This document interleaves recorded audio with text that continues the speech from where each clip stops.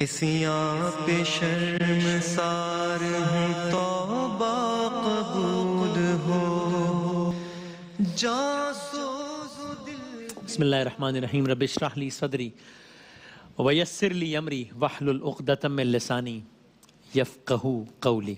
شب برات، شب نیمہ شعبان، شب توبہ. اور ظاہر ہے ہم نے بارہا تذکرہ کیا کہ سب کی یہ دعا ہے، اور کئی لوگ کہہ بھی رہے ہیں، دعا کی درخواست بھی کریں. اللہ تعالیٰ سب کی دعائیں اور خاص طور پہ توبہ سے متعلق دعائیں قبول فرمائیں. سرکار دو عالم صلی اللہ علیہ وآلہ وسلم صحابہ کرام کے ساتھ تشریف فرما ہے. ارشاد فرماتے ہیں، فرمایا بلکہ ان کو سوچنے کی دعوت دی. ایک منظر کھینچا. کیا کہا ایک آدمی ہے جو اپنے اونٹ پر، اپنی سواری پر، اپنے اونٹ پر اپنا سر و سامان لادے ہوئے صحرا میں اکیلا محو سفر ہے. سرکار فرما رہے ہیں، صحابہ سن رہے ہیں منظر. ایک شخص اپنے اونٹ پر اپنا سر و سامان لادے ہوئے صحرا میں اکیلا محو سفر ہے. بیچ صحرا میں وہ شخص آرام کرنے کی خاطر اپنا اونٹ باندھ کر لیٹ جاتا ہے. آنکھ لگ جاتی ہے، کچھ دیر سویا رہتا ہے، آنکھ کھلتی ہے کچھ دیر بعد. اب جب اس کی آنکھ کھلتی ہے تو اس نے ایک منظر دیکھا. کیا منظر دیکھا؟ کہتے ہیں سب کچھ تو ویسا ہی ہے. دیکھا کہ سب کچھ تو ویسا ہی ہے، لیکن وہ اونٹ غائب تھا. اونٹ غائب ہے. وہ اونٹ جس پر اس کا مال و متاع تھا، جس پر اس کا سامان سفر تھا. اب اور ظاہر ہے آج کل کا زمانہ تو نہیں ہے کہ جب کوئی کانٹیکٹ، کوئی واٹس ایپ، کوئی، تو وہ سواری غائب ہے اور سواری پر سارا سامان تھا. ظاہر سامان بھی غائب ہے. فکر مند، پریشان. لیکن اس شخص کو فکر اپنے مال کی نہیں تھی، اپنے متاع کی نہیں تھی. اس کو اصل فکر اونٹ پر جو موجود کھانا تھا اس کی تھی کہ اب سفر آگے کیسے بڑھے گا، کھائے گا کیسے. کھانے سے بھی زیادہ اس کو پانی کی فکر تھی کہ زندہ کیسے رہے گا، کیا کرے گا. اور حال یہ تھا کہ وہ بیچ صحرا میں ہے، نہ آگے جا سکتا ہے نہ پیچھے لوٹ سکتا ہے. صحابہ کرام سن رہے ہیں، سماعت فرما رہے ہیں، اپنے زمانوں، اپنے ذہنوں میں سرکار دو عالم کے کلام کو منظر میں بدل رہے ہیں. اب آپ آگے فرماتے ہیں کہ وہ شخص جس کا اونٹ غائب ہو گیا، جس حد تک، جس سمت میں اونٹ ڈھونڈنے کے لیے دوڑ دھوپ کر سکتا تھا اس نے کی. یہاں ڈھونڈا، وہاں ڈیسپریٹلی جیسے انسان کرتا ہے ایسی کسی بھی سچویشن میں. یہاں شاید کوئی نشان مل جائے، یہاں کوئی قدموں کا نشان مل جائے، یہاں کوئی آسان، سب کچھ کر ڈالا. تھک گیا اور پھر مایوس ہو گیا. اونٹ کے ملنے سے مایوس ہو گیا، بلکہ یوں کہوں میرے الفاظ اگر کہ اونٹ سے نہیں، اپنی زندگی سے مایوس ہو گیا کہ اب تو کچھ بھی نہیں ہے نا. صحرا ہے، ایک اونٹ تھا، وہی سواری تھی، اسی میں کھانا تھا، اسی میں پینا تھا، وہ اونٹ چلا گیا. ہر ممکن ایفرٹ کے لیے ڈھونڈنے کے لیے اونٹ غائب، نہیں مل رہا. تو اب یہ اپنے اونٹ کے نہ ملنے سے مایوس نہیں ہوا، اپنی زندگی سے مایوس ہو گیا. گر گیا، تھکان سے بھرپور، مایوسی سے بھرپور.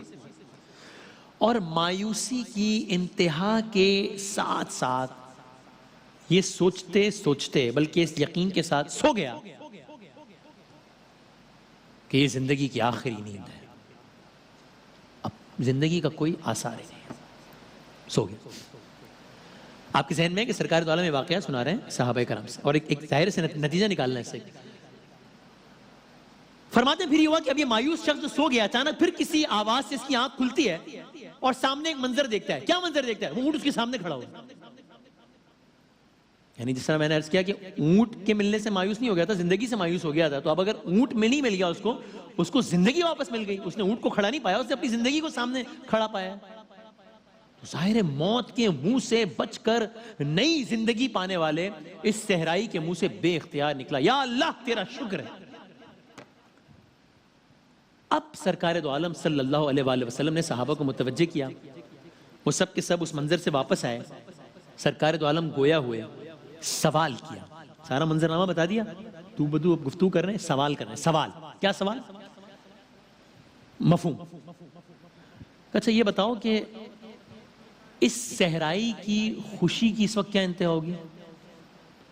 جس کا سب کچھ لٹ گیا تھا، جس کو یقین ہو گیا تھا کہ اب میں مر جاؤں گا اور پتہ نہیں موت بھی میری کیسی ہوگی، بھوک کے عالم میں، پیاس کے عالم میں، شدید موسم، اور اس کو اچانک اونٹ سامنے مل گیا، تو اس کی خوشی کیا انتہا ہوگی؟ صحابہ کرام بولے یا رسول اللہ صلی اللہ علیہ وآلہ وسلم، اس سے زیادہ اس انسان کو کسی چیز سے خوشی ہو ہی نہیں سکتی تھی جتنی اب ہوئی ہے، اس سے زیادہ خوشی ہو ہی نہیں سکتی تھی، یعنی اس وقت اس کے سامنے اور کچھ بھی چیز رکھ دی جاتی، اور ایک طرف یہ خوشی کہ اونٹ واپس مل گیا، اس سے زیادہ خوش ہوئی نہیں، کیونکہ ہر خوشی جو ہے وہ زندگی کے ساتھ اٹیچڈ ہے نا، اس کی تو زندگی چلی گئی تھی، اس کو زندگی واپس مل گئی، یعنی بھائی زندگی میں خوشی ملنا اور ہے، زندگی کی خوشی ملنا اور ہے، اس کو زندگی کی خوشی مل گئی۔ اب آپ نے ایک جملہ فرمایا اور اس ایک جملے کے لیے آپ لوگوں کو ساری زحمت دی تھی، یہ سارا واقعہ سنا ہے، اور آج کی سب سے متعلقہ سرکار دو عالم صلی اللہ علیہ وآلہ وسلم فرماتے ہیں، خدا کی قسم جب ایک گناہگار گناہوں سے پلٹ کر اپنے رب کی طرف متوجہ ہوتا ہے تو اللہ تعالیٰ اس گناہگار سے نئی زندگی پانے والے اس صحرائی سے بھی 70 گنا زیادہ خوش ہوتا ہے۔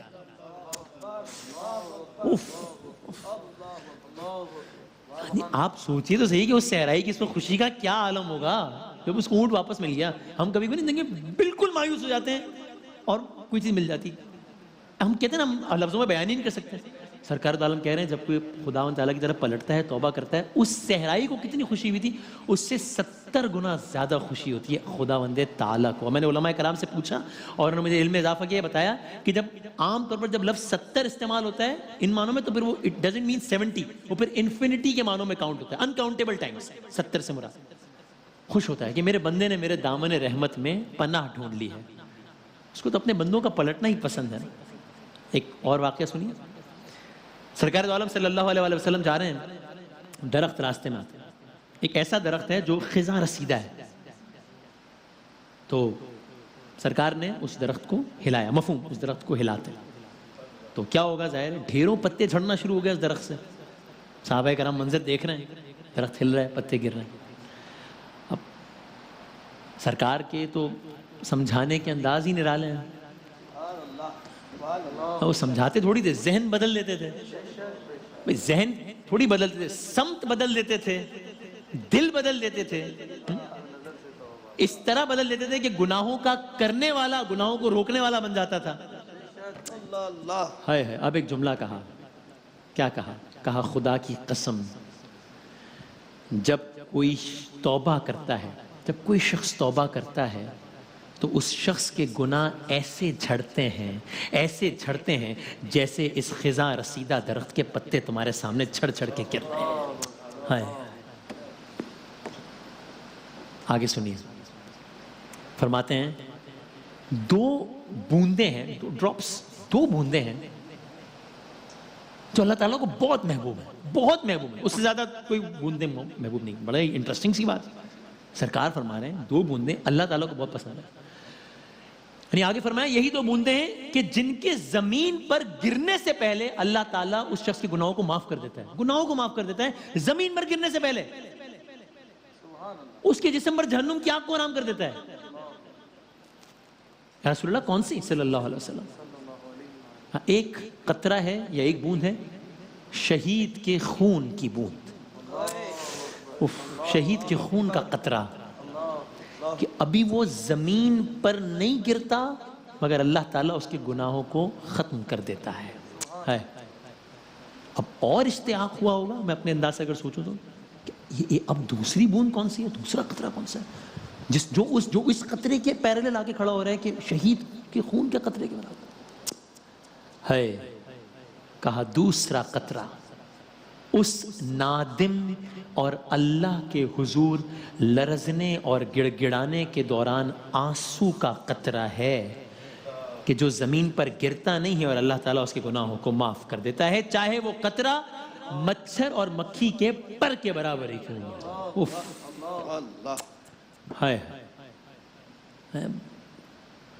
میں اپنی بات کروں، میں بہت گناہ گار ہوں اور یقیناً گناہوں کو دھونے کے لیے جو مجھے کرنا چاہیے وہ کر بھی نہیں پاتا، شاید سب کا عالم ہے یہ محسوس ہمیں اس لیے نہیں ہوتا شاید، یا میں اپنی بات کروں محسوس نہیں کہ ہماری یاداشت کمزور ہے، اس لیے بھی نہیں ہوتا کہ ہم پہاڑ جتنے گناہوں کو مکھی جتنا سمجھتے ہیں، شاید اس لیے محسوس نہیں ہوتا کہ ہمارے پاس وہ پیمانے نہیں ہیں، وہ کیونکہ گناہ اور نیکیاں یہ ٹینجیبل فارم میں تو ہمارے سامنے نہیں ہے کہ ہم دیکھ سکیں، محسوس کر سکیں، پتہ کر سکیں کس کا پہاڑ کتنا بڑا ہو گیا، وہ پیمانے نہیں ہے، ترازو نہیں ہے جو ہمیں بتاتے رہے کہ نیکیاں کتنی ہیں، گناہ کتنے ہیں، شاید اس لیے محسوس نہیں ہوتا کہ احساس زیاں جا رہا ہے، گناہوں کو گناہ سمجھتے ہی نہیں ہیں، گناہ عادت بن گئے ہیں، معاشرت بن گئے ہیں، سیاست بن گئے ہیں۔ گناہ گاروں کے حلقے میں جب نیکوکار بہت کم رہ جائیں تو پھر گناہ نظر نہیں آتے، اور ہم شاید ایسے ہی معاشرے میں زندہ ہیں۔ توبہ کیا ہے، کیا مطلب توبہ، یہ تو علماء کرام سے سنیں گے انشاءاللہ تفصیل سے اگلے سیگمنٹ پر، ابھی صرف ایک وہ مثال کہ توبہ کیا، بس پھر اسی پر ہم اختتام کرتے ہیں، پھر انشاءاللہ اگلے سیگمنٹ کنٹینیو بھی کریں گے کہ ہے کیا توبہ کیا ہے۔ اب مجھے تو نہیں معلوم، علماء کرام سے پوچھیں گے سوال، لیکن میں صرف اپنے سمجھنے کے لیے جس مثال نے مجھے بہت ہیلپ کی، اور جو ہماری نشریات نے ایک عالم نے توبہ کا مطلب آسان الفاظ میں سمجھانے کے لیے استعمال کی تھی، وہ سنیے اور بس پھر ہم آج کی اختتام، تاکہ میری اپنی بھی ریویژن ہو جائے کہ آج کی شب ہم توبہ سب بات کر رہے ہیں۔ فرمایا توبہ یعنی تائب ہونا، یعنی پلٹنا، بندہ خدا کی طرف پلٹے کہ غلط کام ہو گیا، غلط راستے پہ چلا گیا تھا، پلٹ آیا، معاف کر دے۔ ایک ایگزامپل دی انہوں نے، مثال دی، مثال سے مجھے سمجھنے میں بہت مدد ملی، شاید آپ بھی لطف لیں، کیونکہ ویسے بھی سوال بہت ہے نا توبہ کیا ہے، کیسے کی جائے۔ فرمایا فرض کیجئے ایک شخص ہے، وہ چلا ہے سفر پہ، کراچی سے نکلا، منزل حیدرآباد ہے، گھر سے نکلا، راستہ بھٹک گیا، غلط ٹریک پہ چلا گیا، چلتا جا رہا ہے، بیچ راستے پر یا آدھے راستے پر اس کو احساس ہوتا ہے کہ یہ تو میں غلط راستے پر ہوں، یہ تو معاملہ گڑبڑ ہو گیا، تو اب کیا ہوگا؟ اب سب سے پہلے تو اس نے بہت ہی پشیمانی کا اظہار کرے گا نا، کہ یہ کیا ہو گیا ہے، تو میں نے بلنڈر کر دیا، غلطی ہو گئی، اب وہاں پہنچنے میں بھی میں لیٹ ہو جاؤں گا، اتنا ٹائم بھی ویسٹ ہو گیا، اتنے وسائل بھی ضائع ہو گئے، پیٹرول کا، یہ سب۔